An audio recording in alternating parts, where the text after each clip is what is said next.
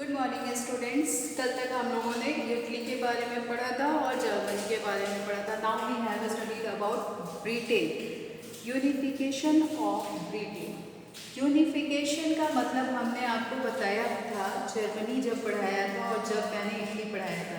Unification का मतलब unified करना, उसको क्या कर देना, उसको मिला देना। अब ब्रिटेन का केस एक अलग टाइप का केस है। ब्रिटेन और इसकी जो नेबरिंग कंट्रीज़ हैं, जो इसके बगल के जो इसके नेबरिंग कंट्रीज़ हैं, उन्होंने मिलकर एक डिज़ाइन किया जिसको यूके कहा जाता है। एक ग्रुप डिज़ाइन किया, एक अलाइंसेस डिज़ाइन किया जिसको यूके कहते हैं। यूके का मतलब यूनाइटेड किंगडम। यूके का मतलब यूनाइटेड किंगडम। ये एक ग्रुप डिज़ाइन किया था किसने? ब्रिटेन और उसकी नेबरिंग कंट्री ने। अब यूनाइटेड किंगडम जो था वो सारे कंट्री, जो सारे यूरोपियन कंट्री हैं जो यूनाइटेड किंगडम का पार्ट है, इनकी मीटिंग होती थी और यहाँ पे क्या होता था, डिस्कशन होता था। उसके बाद जो चीज़ें होती थी वो यूके में अप्लाई होती थी। यूके इसलिए बनाया गया ताकि ना ये अपने कल्चर्स को, अपने फिनेंस को, अपने सारी चीज़ों को एक दूसरे के साथ शेयर कर सके। लेकिन फाइनली क्या होता है, एक दिन मॉर्निंग में ये ब्रिटेन के पार्लियामेंट में एक रूल निकाला जाता है। इस रूल में ये कहा जाता है, ब्रिटेन के पार्लियामेंट में ये रूल निकाला गया है, ठीक है। इस रूल में ये कहा जाता है कि अब ना यूके में सुपरमेसी किसकी चलेगी? ब्रिटेन की चलेगी। क्यों? ब्रिटेन जो है वो ना कल्चरली सबसे ज़्यादा स्ट्रॉन्ग है और ब्रिटेन की सबसे ज़्यादा टेरिटरी बनी है, यानी ब्रिटेन सबसे ज़्यादा कॉलोनीज बनाया है अफ्रीका और एशियाज़ के कंट्रीज़ में। इसलिए अब यूके में वही होगा जो कि कौन चाहेगा, जो कि ब्रिटेन चाहेगा। यानी ब्रिटेन पार्लियामेंट में ऐसा एक रूल निकाला गया, किसके द्वारा? ब्रिटेन के जो पार्लियामेंट के जो सिटीजन्स हैं उनके द्वारा ये रूल निकाला गया था। अब ना यूके के जो अदर कंट्रीज थे, जैसे स्कॉटलैंड था उस समय, ठीक है, वहाँ पे इंग्लैंड था, ठीक, इन सभी ने क्या किया, ये सारे जितने लोग थे, मतलब ये बहुत सारी कंट्रीज थे, इसमें हॉटलैंड था, ठीक, इस टाइप की बहुत सारी कंट्रीज थी। तो इसमें स्कॉटलैंड जो था, इसने क्या किया, इसने इस जो बिल पास हुआ उसका विरोध करना शुरू किया। उस विरोध को क्या किया, उस विरोध को क्रिटिसाइज करना शुरू किया। क्यों क्रिटिसाइज किया? देखिए उसमें कंडीशन ये थी, स्कॉटलैंड रोमन कैथोलिक रिलीजन्स को फॉलो करता था। Roman Catholic religion, Roman Catholic religions क्या होता है अभी मैं बताती हूँ और आपको। और जो ब्रिटेन था वो प्रोटेस्टेंट रिलीजन्स को फॉलो करता था। ये दोनों ना क्रिश्चियनिटी के पार्ट है। क्रिश्चियन दो टाइप का होता है, एक रोमन कैथोलिक और दूसरा प्रोटेस्टेंट। रोमन कैथोलिक्स वो होते हैं जो ये बिलीव करते हैं कि चर्च होना चाहिए, चर्च के ऑर्थोडॉक्स आइडियाज होने चाहिए, पोप होना चाहिए और पोप जो कहे वो गॉड के समान मानना चाहिए, यानी उसको गॉड का ऑर्डर मान के सभी को पूरा करना चाहिए। दूसरा है प्रोटेस्टेंट। प्रोटेस्टेंट जो रिलीजन्स है वो ये मानता है कि पोप जो है वो भी एक इंसान है और गलतियाँ उससे भी हो सकती है। That's why we have created a sense of humanity but not the created the sense of supremacy of church। हमको ना चर्च की सुपरमेसी नहीं रखनी है, हमको क्या रखना है, ह्यूमैनिटी की सुपरमेसी रखनी है। अब ये दोनों क्रिश्चियन के पार्ट हैं और दोनों कंट्रीज में अलग अलग धर्म को फॉलो किया जा रहा है, रोमन कैथोलिक्स को और एक जगह प्रोटेस्टेंट को। अब इनके बीच में राइवल्स तो पहले से ही है, जब ये यूके के पार्ट्स बने तब भी राइवल्टीज थी, क्योंकि ब्रिटेन में प्रोटेस्टेंट फॉलो किया जा रहा है और उसमें स्कॉटलैंड में रोमन कैथोलिक फॉलो किया जा रहा है। इन दोनों में राइवल्टीज तो पहले से है, बट अब नाव क्या हो गया, ये ज़्यादा होने लगा, क्योंकि अब यहाँ के ब्रिटेन के पार्लियामेंट में ब्रिटेन ने अपनी सुपरमेसी को घोषित कर दिया। स्कॉटलैंड ने बोला अगर ब्रिटेन ऐसा कुछ करता है तो उसको क्या करना पड़ेगा, उसको हमारे साथ वॉर करना पड़ेगा। फिर दोनों के बीच में एक सिविल वॉर हुआ और इस सिविल वॉर के बाद ऑब्वियस है ब्रिटेन ज़्यादा रिच कंट्री था और इसके पास फिनेंस बहुत ज़्यादा था, टेरिटरी बहुत ज़्यादा था, तो ब्रिटेन वहाँ पे विन कर जाता है। और जब विन कर जाता है तो यूनाइटेड किंगडम का नाम चेंज कर दिया जाता है और इसी को ग्रेट ब्रिटेन के नाम से जाना जाता है। फाइनली अब ग्रेट ब्रिटेन या यूनाइटेड किंगडम में वही होता है जो कि ब्रिटेन चाहता है, यानी ब्रिटेन के पार्लियामेंट में जो चीज़ें बना दी जाएंगी वही यूके में अब चलाया जाता है। ब्रिटेन में जो करेंसीज चल रहा है वही करेंसीज यूके में चलेगी। ब्रिटेन जो कहेगा वो यूके को फॉलो करना पड़ेगा। ये नाउ ये at the time this is the condition of the United kingdom. फिर से समझा देते हैं यूनाइटेड किंगडम का formation and unification of Britain. Britain जो है वो यूनाइटेड किंगडम का पार्ट है, ठीक है। यूनाइटेड किंगडम के पार्ट्स और सारे उसके नेबरिंग कंट्री भी होते हैं, ठीक है। अब क्या होता है यूनाइटेड किंगडम में सबकी सुपरमेसी नहीं चलती है, बल्कि क्या करते थे, सब एक दूसरे के साथ बातें करते थे और एक दूसरे के साथ मिलके सारी चीज़ों को फिक्स करते थे। लेकिन फाइनली क्या होता है, पार्लियामेंट में, ब्रिटेन के पार्लियामेंट में एक रूल निकाला जाता है कि अब ना यूनाइटेड किंगडम में उनकी सुपरमेसी चलेगी। इसका स्कॉटलैंड विरोध करते हैं क्योंकि उनके बीच में पहले से राइवल है, किसको लेके, रिलीजन्स को लेके। प्रोटेस्टेंट और कैथोलिक दो अलग अलग धर्मों को फॉलो किया जाता है। स्कॉटलैंड में रोमन कैथोलिक चर्च और उसमें ब्रिटेन में प्रोटेस्टेंट चर्च को फॉलो किया जाता है। इसलिए उनके बीच में एक सिविल वॉर होता है। सिविल वॉर के बाद ब्रिटेन जीत जाता है और इसको अब ग्रेट ब्रिटेन के नाम से जाना जाता है। सिंपल सा बस इतना था यूनिफिकेशन ऑफ ब्रिटेन। इसके बाद हम आपको बताते हैं एलिगरी क्या होता है। सिर्फ दो टॉपिक्स और इस चैप्टर्स में बचा है, एलिगरी और बाल्कन स्टेट। वो दोनों मैं आज कवर अप कर देती हूँ। उसके बाद से आप ना जो भी क्वेश्चंस होंगे उससे रिलेटेड वो मुझसे पूछिएगा और इसके नोट्स को कंप्लीट कर दीजिएगा।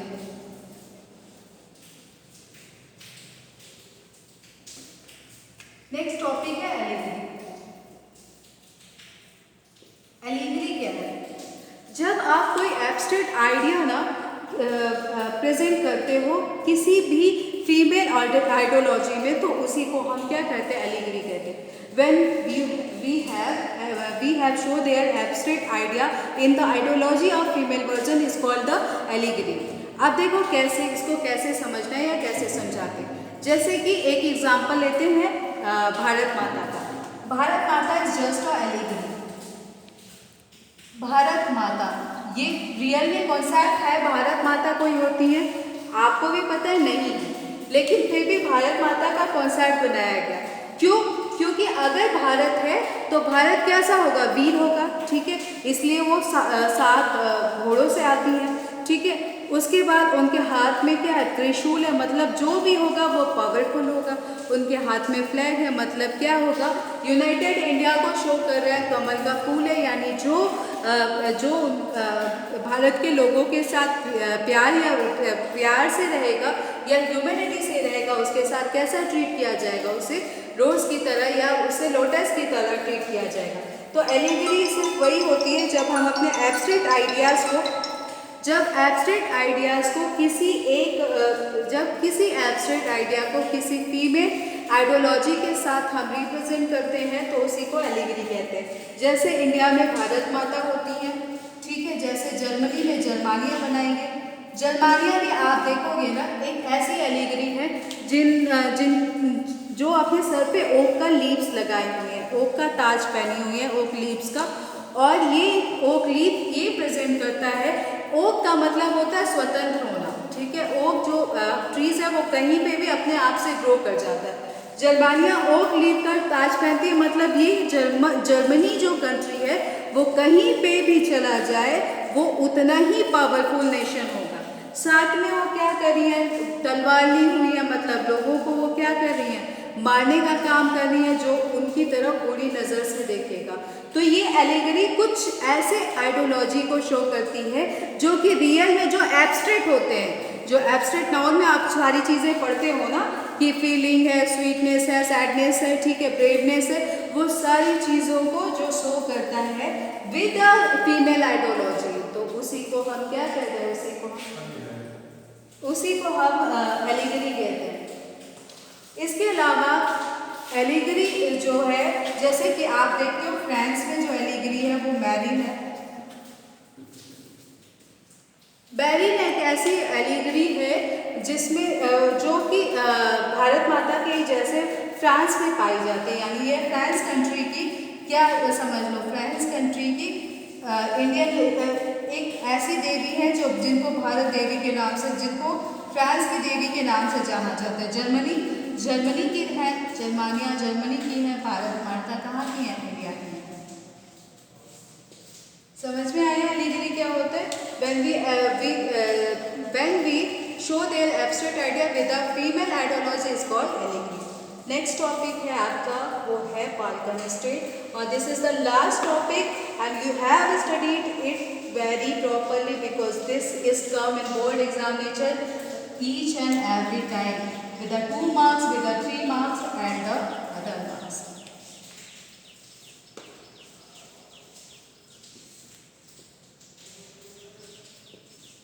ये सबसे इंपॉर्टेंट टॉपिक है बाल्कन स्टेट्स। अब बाल्कन स्टेट्स क्या होता है? बाल्कन का मतलब होता है वो जगह जो चारों तरफ से किससे जुड़ा हो? सी से या वाटर बॉडी से जुड़ा हो?